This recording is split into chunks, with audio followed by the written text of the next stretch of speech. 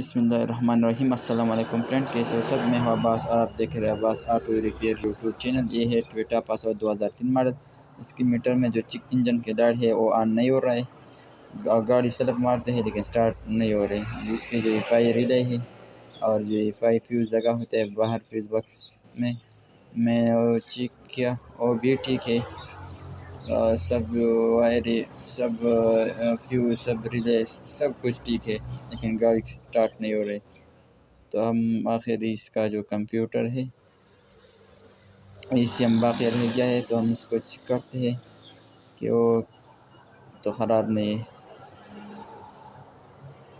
तो हमने इसका जो कंप्यूटर है उसको खोला।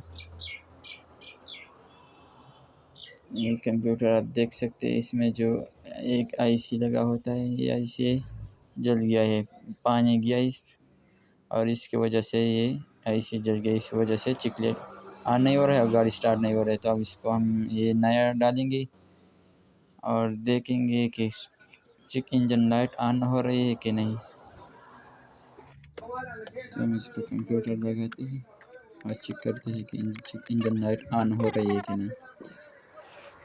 तो आप देख सकते हैं चेक इंजन लाइट ऑन हो गया।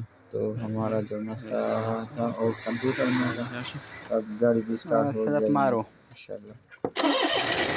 आप भी देख सकते हैं ये हो गई स्टार्ट। हमारा जो मसला था इंजन के जो IC थे और जल गया था पानी की वजह से। अगर हमारी वीडियो पसंद आई हो तो लाइक करिए, शेयर करिए और चैनल को सब्सक्राइब करिए। सलाम।